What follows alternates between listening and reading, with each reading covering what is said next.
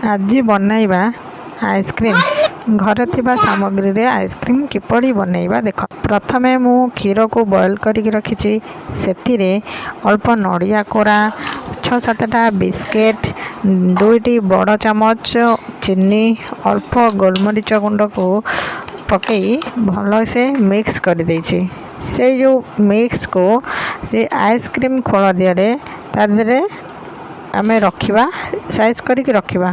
देखंतु केमती जय ताको मन को मन माने खाइबा पई से तार निजको निज सब जिनसटा को तैयारी करिक रखि देछि। क्या को कहिबा पई भी पडुनी से मन को मन सजड़ी देई माने एते छुआ मानक पई एते ये आइसक्रीम माने भलो से निजे निजे सब आइसक्रीम को माने रखी देगी पूरा साइज करिक थई दउछि।